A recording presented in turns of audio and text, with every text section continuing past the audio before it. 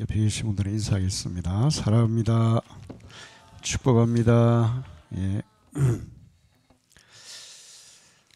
성경에는 하나님이 우리에게 복을 주신다는 말씀이 185번 기록되어 있어요. 하나님이 우리를 축복하신다는 말씀이 94번. 그래서 우리의 축복과 관계되는 말씀이 279번이 나옵니다. 하나님은 복 주시는 분이시고 복 주실 수 있는 분이시고, 또 사람은 하나님이 주시는 복을 받아야만 잘 살 수가 있어요. 지금 전 세계를 보면 얼마나 혼란스럽고 어지러운지 몰라요. 예수님이 오실 마지막 때가 임박했다는 것을 보여주고 있습니다. 지금 그 이스라엘과 하마스가 전쟁 중인데, 이스라엘이 그 이란 대사관을 폭격하는 바람에 이란이 이스라엘에 공격을 시작했다고 해요. 그럼 또 이란하고 이스라엘하고 전쟁이 벌어지는데, 그러면 주변에 여러 나라가 전쟁에 휩싸이게 되어 있습니다.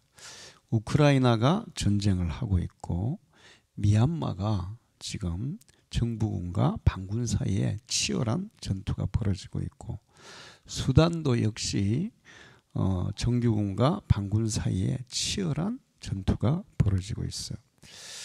그런가 하면 하이티는 아예 폭동이 일어나서 대통령을 죽였고, 또 새로운 대통령이 하야를 했습니다. 그래서 지금은 그 폭동을 일으킨 갱단이 지금 도시를 장악해서 수시로 사람들을 죽이고 여자들을 겁탈하고, 그래서 사람이 살 수 없는, 안 그래도 어지럽고 지진, 그 다음에 가난, 세계에서 가장 빈곤한 나라인데 거기다가 폭동 때문에 국민들이 도저히 살 수 없는 그런 나라가 되어버렸어요. 시에라리온이라는 아프리카에 있는 나라가 있습니다. 그 나라 역시 국민들이 카신가 하는 그런 마약을 복용을 해요. 근데 마약이 굉장히 싸대요. 근데 그 마약에 온갖 성분을 섞는데 사람들의 뼈를 갈아서 거기에 넣는다는 거예요.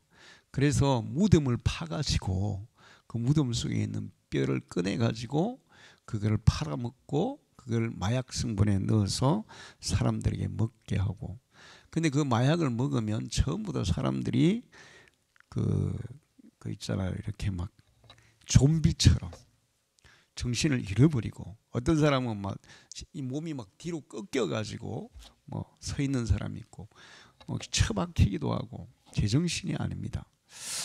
근데 이런 나라들이 전 세계적으로 엄청나게 많아요. 그래서 제가 보면 이런 나라들은 하나님의 복을 받지 못하는구나, 그것을 느끼게 돼요. 우리나라는 세계적으로 굉장히 위태로운 나라예요. 사실은 세계에서 가장 전쟁의 위험이 높은 나라가 우리나라죠. 남북이 서로 대치되어 있어요.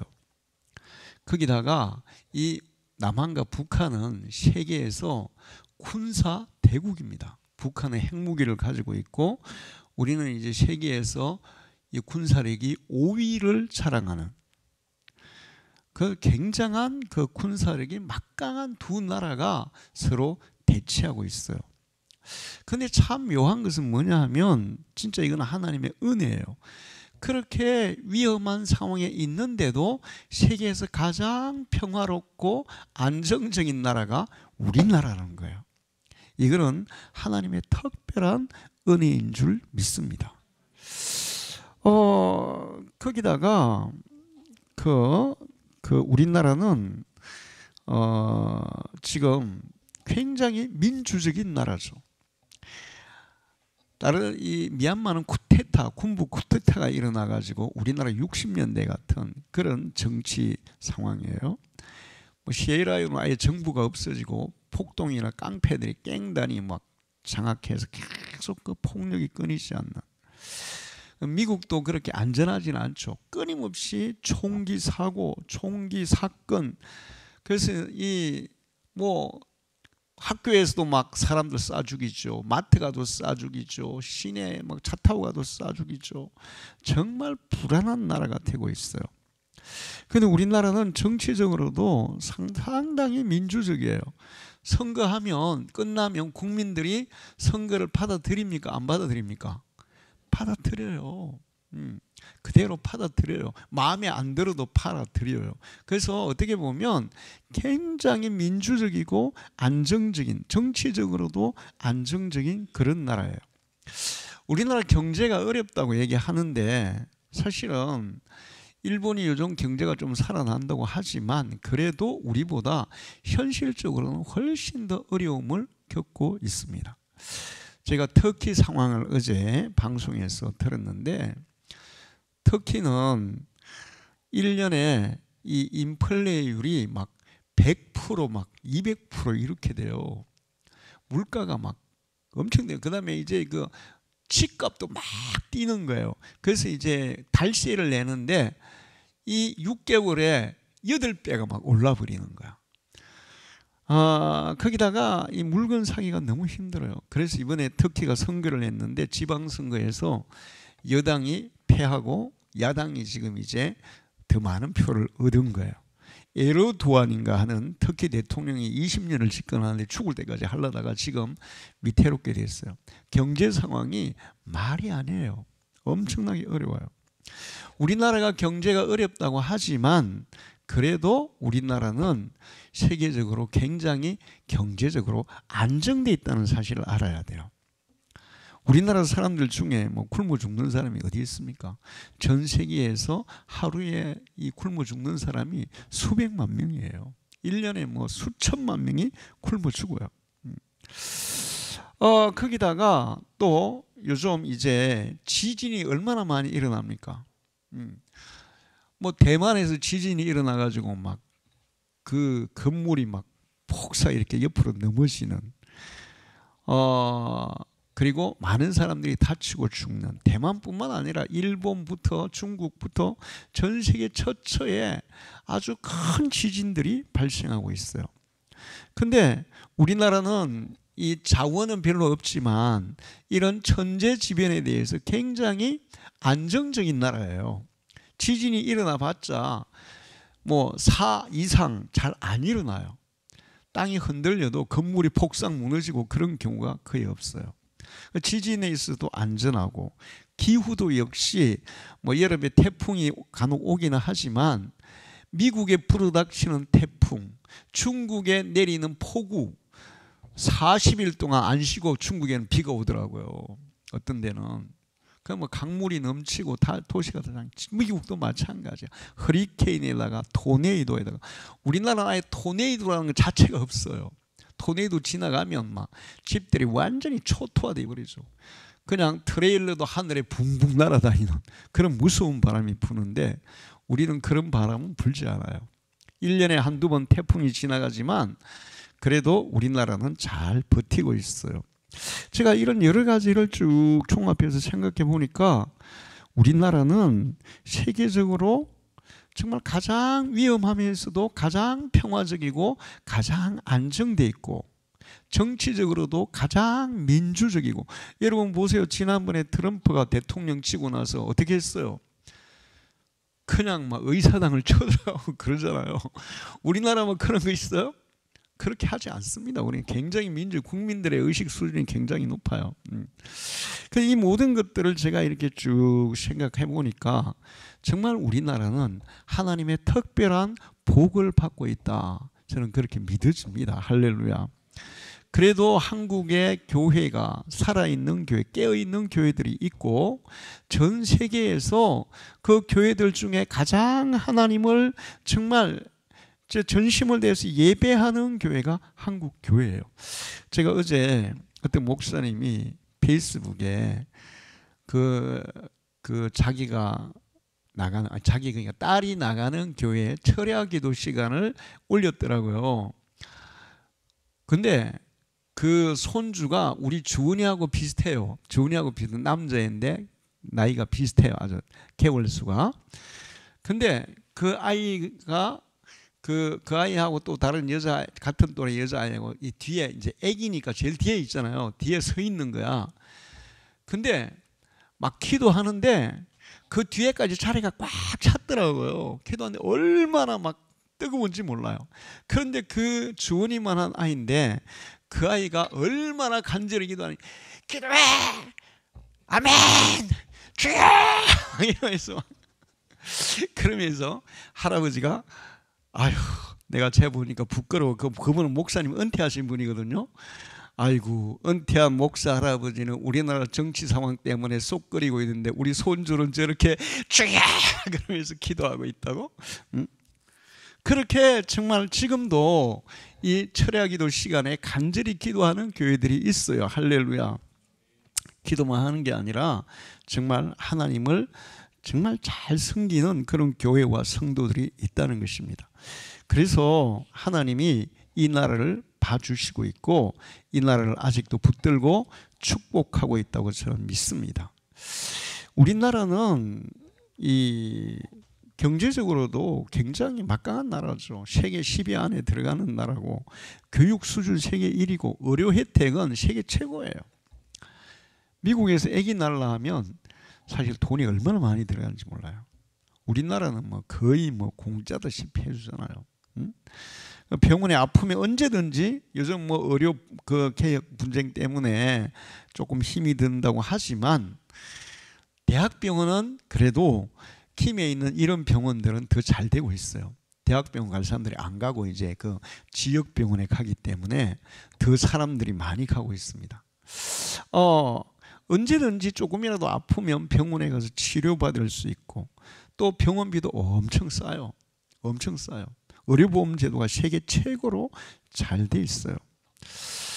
하나님께서 다스리는 나라, 하나님이 함께하는 나라, 하나님을 경외하는 백성들이 있는 나라는 하나님이 축복하셔서 우리나라에 그 복을 저는 주신 줄로 믿습니다. 성경에는 하나님이 복의 근원이고 또 하나님이 복을 주신다는 약속들이 많아요. 신명기 15장 6절에 내 하나님 여호와께서 내게 허락하신 대로 내게 복을 주시리니 내가 여러 나라에 꾸어줄지라도 너는 꾸지 아니하겠고 내가 여러 나라를 통치할지라도 너는 통치를 당하지 아니하리라. 할렐루야.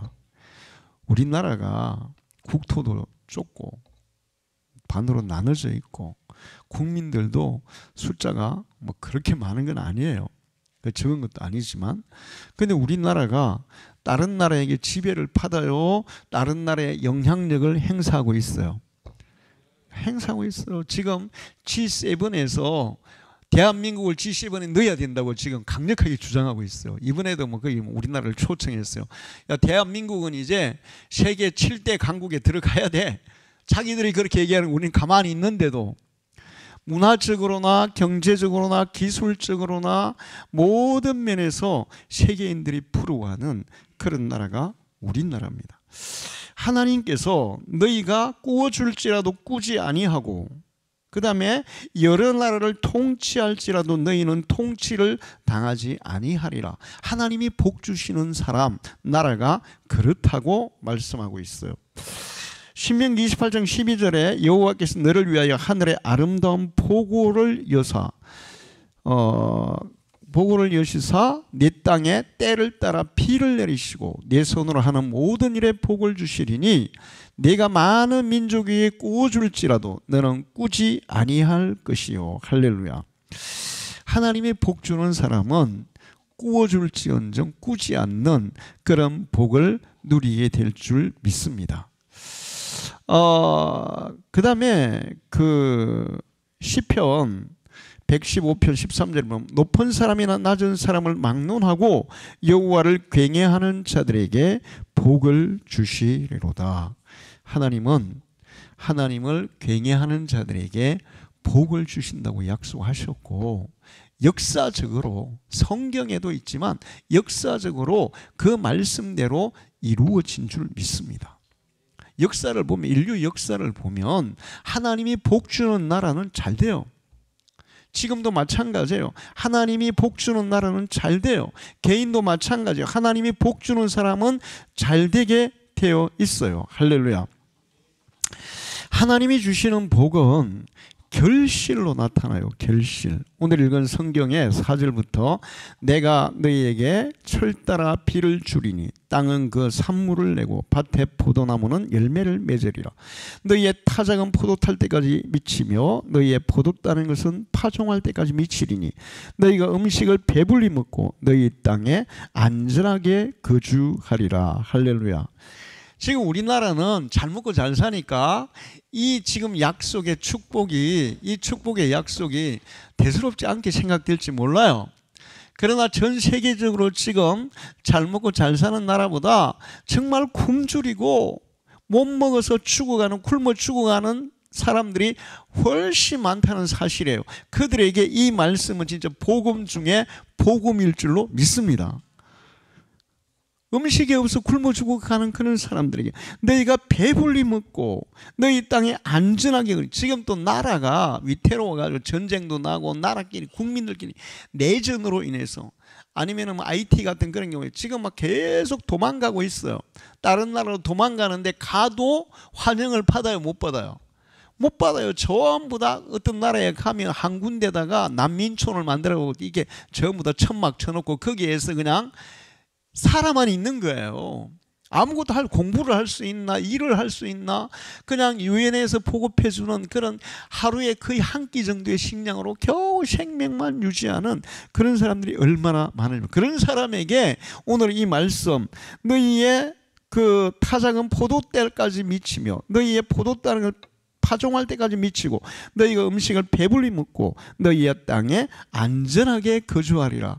이건 정말 복음 중에 복음이에요. 할렐루야. 우리가 그냥 워낙 잘 먹고 잘 사니까 이런 데 대해서 그 돈을 좀 더 많이 모으면 어떨까? 더 좋은 아파트로 이사하면 어떨까? 좋은 자가용 타면 어떨까? 뭐 더 맛있는 음식 이런 생각하는데 굶주린 사람들에게 이 말씀, 특히 양식이 없는 사람, 이 말씀은 최고의 축복이 될 줄 믿습니다. 사실 우리도 굶주리게 되면 이 말씀이 얼마나 큰 축복인지 알게 될 거예요. 하나님은 우리에게 축복의 결실을 주시는 분이에요. 제가 며칠 전에 방송에서 어떤 이 사과 농사 짓는 그 분이 얘기를 하더라고요. 근데 작년에 우리나라 사과 농사가 잘 됐어요? 잘 안 됐어요? 잘 안 됐죠. 왜 잘 안 된 이유가 뭘까요? 농부들이 게을러서? 농구 기술이 떨어져서? 아니에요. 봄에 꽃 필 때, 꽃이 수정될 때, 그때 날씨가 갑자기 추워져 가지고 꽃이 수정이 안 된 거예요. 그러면 사과가 맺혀도 다 떨어져 버립니다. 제가 여기 우리 대봉 감나무가 있는데 분명히 봄에 꽃도 많이 피고 열매도 엄청 많이 맺었어요. 그래서 올 가을에는 전부 다 우리 성도들 한 집에 한 접시건 대봉감을 같이 나눌 수 있겠다 생각했어. 그런데 5월달 지나고 6월달 지나면 우두두두두둑 떨어져가지고 가을에는 몇 개 안 남아요. 몇 개 안 남더라고요. 왜 그럴까요? 제대로 수정이 안 됐다는 거예요. 그래서 그분이 이런 얘기해요. 농사는 있잖아요. 농부들의 노력이 30%고 하늘의 도움이 70%입니다. 하나님이 돕지 않으면 농사는 안 될 수밖에 없어요. 그러니까 이 곡식을 심는 농사든 과일을 키우는 농사든 무슨 농사든 모든 농사는 하나님이 결정한다는 거예요. 할렐루야. 물론 농부도 한 30%의 노력이 필요해요. 그런데 전체를 좌우하는 것은 하나님의 은혜라는 것입니다. 그런데 이 농사만 그런 게 아니에요. 우리 인생 농사도 하나님이 결실을 주셔야만 축복의 결실을 맺게 될 줄 믿습니다. 자, 그런데 그러면 이 축복의 결실을 맺으려면 우리가 먼저 염두해야 될 게 있어요. 농부가 이 씨를 뿌리고 과일나무를 가꾸면 바로 그냥 열매를 땁니까? 반드시 어떤 과정이 있어야 돼요. 자라고 가꾸는 과정이 있어야 돼요. 곡식들은 그냥 씨를 뿌리면 1년 안에 결실을 거두지만 과일나무들은 얼마나 걸릴까요? 나무에 따라서 다르지만 최소한 4, 5년은 걸려요. 4, 5년은 지나야 결실을 할 수 있어요. 그동안에 하나님이 계속 돌봐줘야 되고 농부가 부지런히 그거를 돌봐주고 그럴 때 결실이 되는 거예요. 근데 이제 예수 믿는 사람들이 그냥 나 교회 갔는데 목사님이 설교하는데 11조 잘해야 돼. 11조도 했는데 왜 나에게 복을 안 주지? 이런 사람들이 있어요. 하나님께서 복의 결실을 주려면 농부가 씨를 뿌리고 결실할 때까지 가꾸고 돌보듯이 그 결실의 시기가 돼야 준다는 사실을 기억해야 돼요. 할렐루야. 옛날에 우리 교회에 나왔던 어떤 분이 그 부인은 간호사고 남편은 트레일러 운전을 했어요. 그 트레일러 운전을 자기가 트레일러 차를 사서 운전을 하는데 이 화물이 계속 이렇게 연결이 돼야 이게 일이 되는 거예요. 수입이 오는 거예요. 근데 이게 됐다 안 됐다 그러는 거예요. 그래서 이제 목사님 나 이거 트레일러 사업 좀 잘 되면 좋겠어요. 그래서 제가 그렇게 해서 그러면 한 달에 얼마 벌고 싶습니까? 물었어요. 그랬더니 최소한 제가 한 350은 벌어야 이거 조금 남을 것 같아요. 그래요. 그러면 한 달 시작하기 전에 35만 원 11조를 먼저 드리세요. 그래서 350만 원 받고 싶으면 11조 35만 원 먼저 드리라고. 그랬더니 이제 그분이 그 말 듣고는 11조 35만 원을 했어. 근데 그 다음 주에 사고가 났어. 그래가지고 병원에 입원을 했어. 그래서 제가 찾아갔어요. 신방을 갔어요. 그랬더니 이분이 하는 말씀이 목사님 35만 원 제가 11조 했는데 아니 350만 원 벌기는커녕 지금 사고가 나가지고 둘이 까먹고 있어요. 뭐 하나님이 복 주신다고 그래요. 그러면서 그냥 남편이 교회를 안 나오더라고요. 그러면 아무리 막 권해도 안 돼요. 그러다가 그 자녀들은 교회를 잘 보냈어요. 삼방동의 집인데 최 장로님이 매주 아침마다 삼방동 와서 태워오고 막 그랬는데 어느 날 그 아이들도 안 오고 그 부인 간호사도 안 오고 그리고 세월이 흘러 갔어요. 근데 어느 날 저희가 그 김해 마트를 가는데 그 남편분이 어떤 여자분하고 팔짱을 끼고 가는 거예요. 그래서 반갑다고 인사를 했더니 활짝 놀라는 거야. 부인이 아니었어. 부인이 아닌 다른 어떤 여자하고 팔짱을 끼고 가는 거야. 와, 이거 얘기를 해야 돼 말아야 돼. 고민됐어요. 그 얘기를 못했어요. 그리고 또 세월이 흘렀어요. 근데 어느 날 그 부인에게서 저한테 카톡이 온 거예요. 뭐라고 카톡이 왔냐? 신천지를 선전하는 카톡이 온 거예요. 신천지에 빠진 거예요. 그래서 제가 카톡으로 계속 그 영혼이 불쌍해서 그냥 아무리 설명을 해주고 성경을 얘기해주고 해도 안 되더라고요. 결국에는 카톡에서 끊어버렸어요. 여러분 하나님이 우리에게 복을 주실 때는 바로 주는 게 아니에요.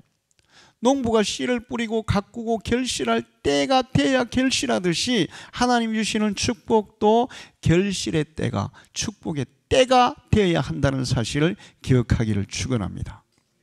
때가 되면 반드시 하나님이 주시게 되어 있어요. 그러면 그 결실을 거두기 위해서 농부는 씨를 뿌리고 비료를 주고 밭을 매주고 그 다음에 또 농약도 뿌리고 계속 이렇게 돌보죠. 하늘에서 하나님은 때를 따라 비를 주고 햇빛을 주고 바람을 주고 그래서 곡식을 자라게 해요. 근데 우리의 신앙의 축복의 결실도 농부처럼 우리가 심어야 거둘 게 있는 거예요. 할렐루야. 축복의 씨앗을 뿌려야 되는 거예요. 뿌리지 않으면 축복의 결실은 거둘 수가 없어요. 그래서 제가 오늘 여러분에게 드리고자 하는 말씀은 우리가 축복의 결실을 풍성하게 거두기 위해서 하나님 앞에 어떤 일들을, 어떤 씨앗들을 뿌릴까 하는 거예요. 신명기 5장 29절을 보면 다만 그들이 항상 이 같은 마음을 품어 나를 굉해하며 내 모든 명령을 지켜서 그들과 그 자손이 영원히 복받기를 원하노라. 영원히 복받기를 원하는데 그 복을 받으려면 뭘 심어야 되냐? 나를 굉해하며. 시편 34편 9절에 너희 성도들아 여호와를 굉해하라. 그를 굉해하는 자에게는 부족함이 없으리로다. 사무엘상 12장 24절에 너희는 여호와께서 너희를 위하여 행하신 그 큰 일을 생각하여 오직 그를 굉해하며 너희의 마음을 다하여 진실이 섬기라. 할렐루야. 자, 교회 나온 사람이 굉장히 많아요. 근데 교회만 왔다 갔다 해가지고 축복의 결실이 오는 게 아니고 하나님을 굉해할 때 주어지는 줄로 믿습니다. 굉해라는 말이 뭐냐면 히브리어로 이레라는 건데, 야레라는 건데 두려워하며 섬긴다는 거예요. 두려운 마음을 가지고. 무서워하는 게 아니라 두려워한다는 것은 자녀들이 부모를 두려워하듯이, 제자들이 선생님을 두려워하듯이 존경하는 마음과 그 두려워하는 마음이 같이 겸해 있는 것이 한다는 그런 뜻이에요. 또 다른 뜻은 뭐냐 하면 경외한다는 것은 예배한다는 것이고 경배한다는 것이고 섬긴다는 뜻을 가지고 있어요.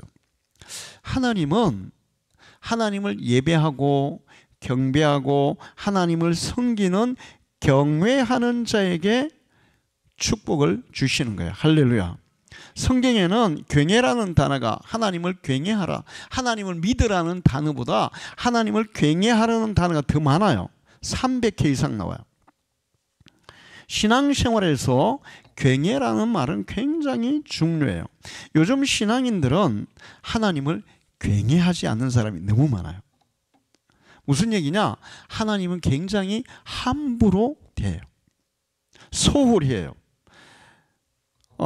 하나님을 무시하는 사람들이 많아요. 자기가 필요하면 하나님을 찾고 자기의 필요가 채워지면 그냥 하나님은 하나님, 나는 나. 이렇게 사는 사람들이 많아요. 한마디로 얘기하면 진이의 요술 램프가 있죠. 필요할 때 문지르면서 요술 램프를 문지르면 이 요술하는 진이가 나타나가지고 주인님 뭘 해드릴까요? 나 이게 여기서 옮겨줘. 아니면은 내가 집을 한 채 줘. 뭐 이런 식으로 부탁하면 그 요술 램프의 진이가 도와줘. 그런데 그것은 그냥 우리나라의 도깨비 방망이와 똑같은 거예요. 하나님은 그런 분이 아니에요. 요술 램프의 진이도 아니고 도깨비 방망이도 아니고 하나님은 우리가 이용해 먹을 수 있는 그런 분이 아니라 굉해해야 되는 분입니다. 할렐루야. 우리가 정말 두려워하고 하나님을 진심으로 예배하고 마음을 다해서 하나님을 섬기는 그것이 바른 신앙이에요. 할렐루야. 여러분은 하나님을 굉해하기를 축원합니다. 굉해해야 돼요. 그래야 복이 오는 거야. 어떤 사람들은 그래요. 목사님, 나 교회 20년 다녔는데 나 축복 하나도 못 받았어. 그래서 제가 그분들의 신앙을 점검해 보면 뭐 마음속에 진짜 믿음도 없고 그냥 형식적으로 교회만 왔다 갔다 하는 거예요. 교회 마당만 밟는 거예요. 그렇게 해서는 축복의 결실이 주어질 수가 없다. 경외의 씨앗을 뿌릴 때 결실이 주어지는 줄로 믿습니다. 신앙생활을 오래 해도 복을 못 받는 사람들이 있어요. 경외하지 않아요. 형식적으로 교회 다녀요. 하나님을 사랑하고 진심으로 예배하고 하나님을 섬기는 그 경외의 마음을 가지고 하나님을 믿을 때 축복이 올 줄 믿습니다. 간증들을 들어보면, 목사님들이 설교할 때 교회의 간증들을 들어보면 정말 충성스럽게 교회를 섬기고 주님을 섬기는 그런 사람들의 가정이 복을 받고 자녀들이 복을 받는 것을 볼 수 있어요. 열왕기하 20장 3절을 보면 여호와여 구하오니 내가 진실과 전심으로 주 앞에 향하며 진실과 전심으로 하나님을 굉해하며 주께서 보시기에 선하게 행한 것을 기억하옵소서. 하나님을 굉해하고 그 굉해하는 마음으로 이웃에게 선을 베풀고, 그렇게 하면 그렇게 한 것을 기억하옵소서 하고 히스기야가 심히 통곡하더라. 죽을 병이 들었어요. 3일 안에 죽어요. 근데 하나님, 제가 그동안 하나님을 얼마나 진심으로 섬긴 거 기억해 주세요. 그리고 내가 그 믿음 때문에 사람들에게 선을 베푼 거 기억해 주세요. 그래서 하나님 앞에 간절히 통곡했더니 하나님이 즉시 히스기야의 수명을 15년 연장해 주신 줄로 믿습니다. 수명만 연장받은 게 아니에요. 그 다음에 보면 다른 나라들이 히스기야를 통해 일어난 하나님의 기적을 통해서 이스라엘에 조공을 바치더라. 할렐루야. 그 당시에 신흥 강대국 바벨론에서까지 사절을 보내가지고 사절단이 와가지고 히스기야를 막 이렇게 높이는. 그리고 히스기야의 부와 영화가 정말 극에 달할 정도로 그렇게 풍성한 복을 받았다고. 건강의 축복, 명예의 축복, 물질의 축복. 히스기야는 정말 성경을 보면 다윗 다음으로 거의 다윗 같은 수준으로 진심으로 하나님을 섬긴 왕이었어요. 할렐루야.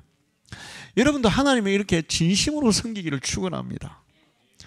자, 두 번째, 오늘 말씀해 보면 너희가 내 규례와 계명을 준행하면 하나님의 말씀을 듣고 순종하는 자가 복을 받아요. 할렐루야. 이 순종이 대단히 중요해요. 하나님의 말씀을 듣는 것으로 끝나면 하나님의 역사는 안 일어납니다. 항상 하나님의 기적과 역사는 순종을 통해서 일어나는 줄로 믿습니다. 근데 성경을 모르면 뭘 순종해야 되겠어요? 모르잖아요. 일단 성경을 알아야 돼. 교회 와서 들어야 되고 읽어야 되고 묵상해야 되고 교태도 해야 되고 사후중에 주일날 목사님의 설교를 귀담아 듣고 그거를 생활에 그대로 실천하면서 살아가면 하나님의 기적이, 하나님의 축복이 임할 줄로 믿습니다. 여기 오늘 거기 신명기를 보면 너와 신명기 3절 보면 너와 네 자손이 네 하나님 여호와께로 돌아와 내가 오늘 네게 명령한 것을 온전히 따라 마음을 다하고 뜻을 다하 여호와를 말씀을 청종하면 네 하나님 여호와께서 마음을 돌이켜 너를 긍휼히 여기서 포로에서 돌아오게 하시되 네 하나님 여호와께서 흩으신 모든 백성 중에서 너를 모으시리라. 그리고 시편 1편에 보면 복 있는 사람은 악인의 꾀를 따르지 않고 죄인들의 길에 서지 않고 오만한 자리에 앉지 않고 오직 하나님의 말씀 율법을 즐거워하고 그 율법을 주야로 생각하고 묵상하고 따르는 사람이다. 여기서 하나님의 말씀을 따르는데 거기 보면 악인들의 꾀를 쫓지 않는다. 여러분, 여러분의 유익을 위해서 악한 꾀를 생각하지 마시기를 축원합니다. 제가 보면 악한 꾀를 내는 사람들이 많아요. 근데 악한 꾀를 내면 우선에는 자기에게 이익이 있을지 모르지만 결국에는 그가 행한 그 악한 꾀 때문에 그가 망하는 거예요. 그리고 하나님은 그런 악한 꾀를 내는 사람들을 축복할 수 없어요.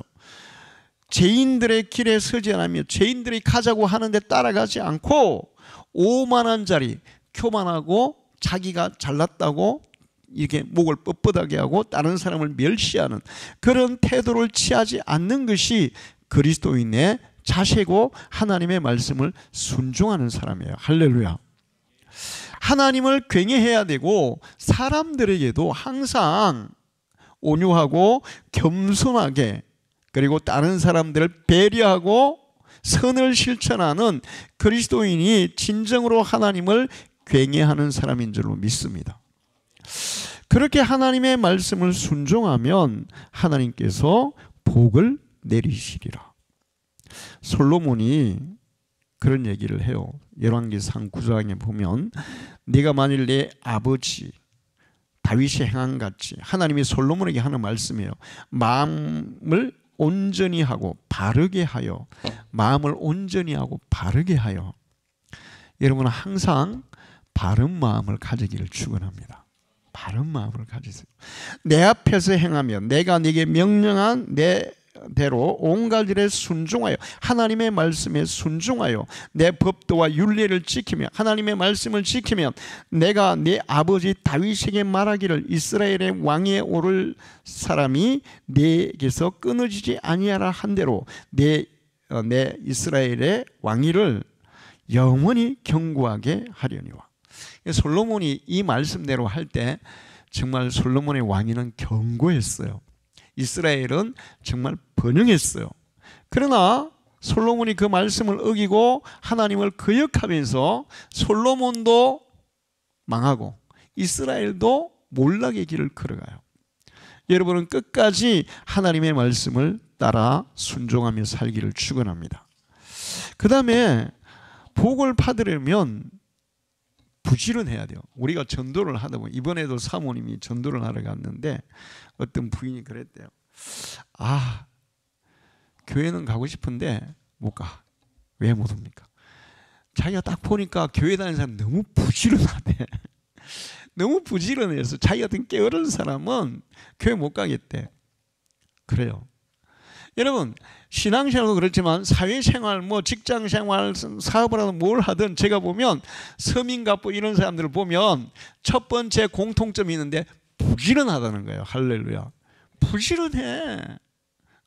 부지런해야 복을 받는 거지. 하나님을 섬기는 데도 부지런해야 돼요. 그러면 그 사람은 그냥 깨알밖에 살면서 그냥 복도 못 받고 그냥 지지리로 살다가 인생 끝나는 거야. 여러분, 가능하면 우리가 복을 받아 잘 되고 번성하고 총기해지고 그렇게 인생을 살아가야 될 줄 믿습니다. 그 부지런해. 농부도 부지런하지 않으면 결실이 없어요. 심어놨다고 되는 게 아니더라고요. 안 가꾸면 농사는 안 돼요. 신앙도 마찬가지예요. 우리 인생도 마찬가지예요. 부지런히 가꿀 때 하나님의 복이 임하는 줄로 믿습니다. 열왕기상 3장 6절을 보면 솔로몬이 주의 종 내 아버지 다윗이 성실과 공의와 정직한 마음으로 주와 함께 주 앞에서 행함으로 주께서 그에게 큰 은혜를 베푸셨고, 성실과 공의와 정직한 마음으로. 성실이 뭐예요? 부지런한 거예요. 부지런히. 그 다음에 바르게 공의를 행하고 정직하게 행하고, 그래서 하나님이 다윗에게 그 큰 복을 주셨다고. 그리스도인들이 이렇게 살아야 될 줄 믿습니다. 그 다음에 이 복받는 신앙인은 자기의 생각이나 자기 마음대로 사는 사람이 아니고 항상 기도하고 하나님의 뜻을 찾는 사람이에요. 할렐루야. 백부장, 로마 백부장 고넬료는 로마 사람인데도 이스라엘에 부임해서 사도행전 10장 2절을 보면 그가 경건하여 온 지방과 더불어 하나님을 경외하며, 집안 사람들을 다 하나님을 경외하게 했어요. 하나님을 섬기게 했어요. 하나님을 믿게 했어요. 그 다음에 백성을 많이 구제하고 이웃에게 계속 선을 베. 이스라엘이 로마의 지배를 받으니까 경제적으로 굉장히 빈곤했어요. 그러니까 가난하고 굶주리고 죽어가는 사람 많은 거예요. 그런 사람들에게 계속 베푸는 거예요. 그리고 하나님께 항상 기도하더니, 할렐루야, 항상 기도했어. 여러분도 예수 믿는 거 그냥 교회 와서 뭐 한번 예배 드리는 거 끝나는 게 아니에요. 항상 기도해야 돼요. 할렐루야. 밥 먹을 때만 기도하지 말고 순간순간 주님을 바라보시고 기도하시고 하나님의 뜻을 물으시기를 축원합니다. 그럼 주님은 우리에게 응답 주세요. 여러분이 기도해 보세요. 어떨 때는 음성을 들려주시기도 하고, 어떨 때는 성령의 감동을 주시기도 하고, 또 어떨 때는 뭐 꿈을 통해서도, 아니면 환상을 통해서도, 다양한 방법으로, 어떨 때는 목사님이 이렇게 목사님의 말씀을 통해서도, 때로는 어린아이의 입을 통해서도, 심지어는 하나님께서 발람에게는 누구를 통해서 말씀하셨어요? 나귀를 통해서도, 동물을 통해서도 말씀해요. 발람이 하도 이 하나님의 뜻을 모르고 거역하니까 답답해가지고 나귀 입을 열어서 하나님이 발람을 깨우쳐 줍니다. 그러니까 하나님은 기도하는 사람에게 반드시 응답을 주시는데, 여러분이 하나님의 뜻을 물으면 하나님께서 이런 다양한 방법으로 주님은 응답을 주세요. 할렐루야. 그 응답을 받으면서 살아가기를 축원합니다. 순간순간 여러분 그런 것을 경험해 보세요. 이 신앙의 기쁨이고 재미예요, 사실은. 자, 여러분, 예수 믿을 바에 축복의 결실을 거두는 신앙생활을 하기 축원합니다. 그냥 교회만 다니지 말고 반드시 하나님이 내 삶을, 내 가정을, 내 자녀들에게 복을 주시는 그 은혜를 누리면서 살아가기를 축원합니다. 자, 여러분, 우리나라에 지금 치킨 회사들이 많죠.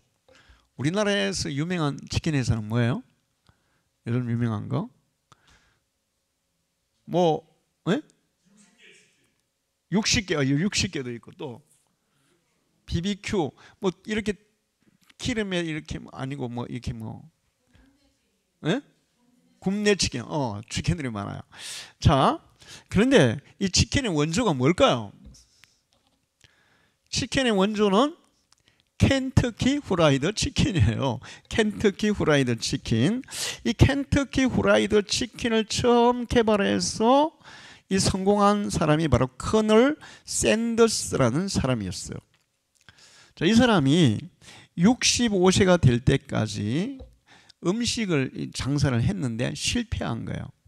그러면서 그 중간에 자기 아들이 죽고 자기 부인도 죽었어요. 그러니까 사람이 온전하지를 못하죠. 그래서 미쳐버린 거예요.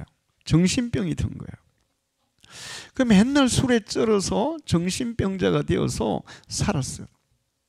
그런데 65세가 될 때 어느 날 아침에 눈을 딱 떴는데 어디서 노랫소리가 들리는 거예요. 노랫소리가 들리는 거예요. 잘 들어보니까 노랫소리가 들리는데, 아, 저게 무슨 노래야? 그리고는 이제 그 노랫소리를 따라 가보니까 조그마한 교회가 있고, 교회 앞에 어떤 여자분이 기도를 하는데 보니까 동네에서 미쳤다고 소문난 여인이었어요. 근데 이 여인이 바로 이 노래를 부르는 거예요. 나오세요. 이제 노래 합시다. 우리도 같이 찬양하겠습니다. 이 노래를 부르는 거예요.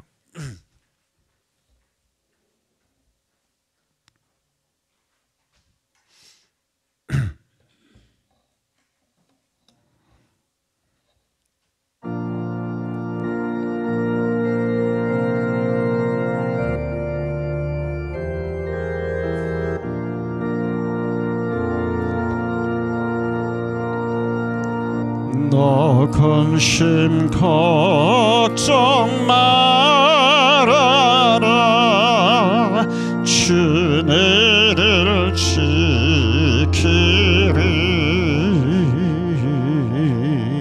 주 날개 밑에 거하라. 주 너를 지키리.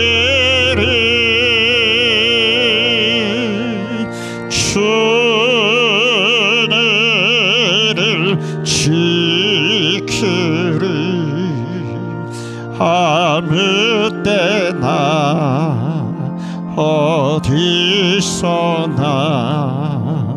주 너를 지키리.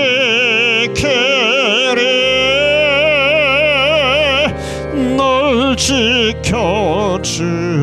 사절을 올려주세요. 어려운 시험 당해도 주 너를 지키리. 구주의 품에 거하라. 주 너를 지키리.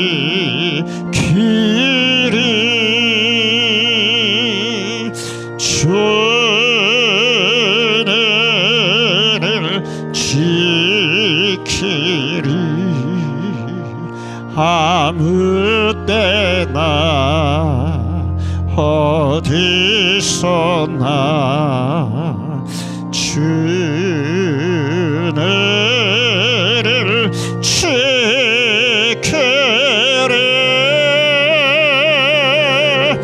널 지켜주시리.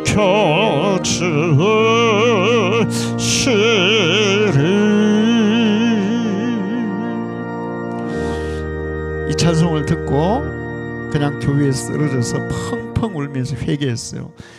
아, 주님, 이곳에도 주님이 계시군요. 미친 여자가 있는 이곳에도 주님이 계시는군요. 주님, 제가 평생 주님을 떠나서 돈만 쫓다가 이렇게 정말 형편없이 되었습니다. 저를 불쌍히 여겨주시고 저를 용서해 주십시오. 그리고 이제 펑펑 울면서 한참을 기도했는데 정신이 확 돌아온 거예요. 정신이 맑아진 거예요. 병원에 가서 검사하니까 정신병이 나았다는 거야. 정신병이 나았어요. 그리고 나서 이제 65살이지만 이제 뭔가 그래도 뭘 해먹고 살아야 되잖아요. 그래서 기도했어요. 주님, 제가 뭘 하고 살면 좋겠습니까? 평소에 이제 음식점을 했으니까 요리에 대해서 관심이 많았죠. 근데 기도를 하는데 이 성령의 감동이 온 거예요. 닭고기를 요리해서 팔면 좋겠다. 이런 감동이 온 거예요. 여러분들 이런 감동을 한번 받아보세요. 할렐루야. 자, 그래서 닭고기를 어떻게 요리할까요? 그랬더니 계속 감동이, 그러면 기름에 한번 튀겨봐라. 이런 감동이 온 거예요. 자기가 생각한 게 아니야. 이제 기도하는데. 그 기름에 튀겼어. 근데 기름에 튀기기만 해가지고는 또 뭔가 부족한 것 같은 거야. 요거 여기서 끝낼까요? 뭔가 이렇게 더 해볼까요? 그랬더니 여러 가지 양념을 넣어보라고. 그래서 이 양념 저 양념을 섞어가지고 넣어가지고 만든 것이 바로 켄터키 프라이드 치킨이에요. 할렐루야. 그래서 이 사람이 이걸 딱 해가지고 길거리에다 KFC, 켄터키 프라이드 치킨, KFC 딱 간판을 걸고 장사를 시작했어요. 근데 그 당시에 이분이 이 장사를 시작할 때 미국 경제가 굉장히 2차 세계대전이 곧 끝나고 굉장히 어려울 때예요. 사람들이 먹고 살기 참 힘들 때야. 그런데 그때 미국에서 가장 고기 중에 싼 것은 닭고기였대요. 그런데 이 닭고기를 사람들이 무슨 고기라 했냐면 목사고기라 했던 거예요. 목사고기. 목사님들이 경제적으로 어려워서 주로 닭고기, 소고기 못 먹고 닭고기 먹었다는 거야. 그리고 가난한 사람들이 닭고기를 많이 먹었어요. 그러니까 이제 이 닭고기 켄터키 프라이드 치킨이 그런 게 없었는데 딱 나오니까 맛이 어때요? 완전 새롭잖아요. 이거는 이제 신세계 맛인 거예요. 어떻게 됐어요? 장사가 어떻게 됐어요? 대박이 났어요. 막 불티나게 잘 되는 거예요. 그러면서 자기가 74살 될 때 600개 이상의 프랜차이즈점을 열게 됐어요. 1971년도에 3,500개의 전 세계 프랜차이즈점을 켄터키 프라이드 치킨점을 열게 된 거예요. 그가 이런 얘기를 했어요. 내 인생의 운전대를 내가 아닌 예수님께 내어드렸다. 그렇게 자기 인생의 운전대를 주님께 내어드렸더니 정말 그 인생이 완전히 비참하게 이제 뭐 끝나는 인생이잖아요. 그런데 하나님은, 주님은 자기에게 완전히 새로운 인생을 주셨다고. 그가 경제적인 축복도 받았지만 진정한 축복은 마음의 안식과 위로와 평안이었다는 거예요. 할렐루야. 예수를 믿고 나니까 그동안에 뭐 사업도 안 되고 부인도 주고 자식도 얼마나 마음이 빗배했겠어요. 그런데 주님을 믿고 나니까 그 마음에 주님의 평안과 위로와 안식이 있는. 보세요. 너 근심 걱정 말아라. 주 너를 지키리. 정말 그 찬송을 마음에서부터 우러나와서 부른다면 우리는 어떤 가운데서도 평안을 누릴 줄로 믿습니다. 그리고 그가 수익으로 얻은 수많은 그 수익금을 가난한 사람들을 돕는데, 기부하는데, 선교하는데 사용했어요. 나중에 사업이 잘 돼가지고 자가용 비행기가 생겼대요. 그런데 이 자가용 비행기를 타고 미국 전역과 캐나다를 다니면서 복음을 전했는데 그가 아주 강조한 게 뭐였냐면 시편 50편 15절에요. 환난 날에 나를 부르라. 내가 너를 건지리니 네가 나를 영화롭게 하리로다. 할렐루야. 환난 날에 주님을 찾았더니 주님이 그를 높이셔서 그를 영화롭게 만들어줬어. 자, 이렇게 사업에도 성공했는데 더 중요한 게 있어요. 1976년도에 그는 세계에서 두 번째로 존경받는 인물이 됐다는 거예요.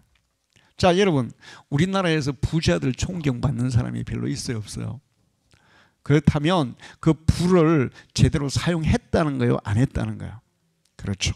근데 이분은 자기의 부를 정말 가난한 자를 돕고 기부하고 선교하고 그런 선한 일에 다 쓰다 보니까 부자이기도 하지만 세계에서 두 번째로 존경받는, 첫 번째는 아마 링컨일 것 같고 두 번째로 존경받는 켄터키의 사장님이 회사 회장님이 두 번째로 존경받는 인물이 됐다는 거 아닙니까?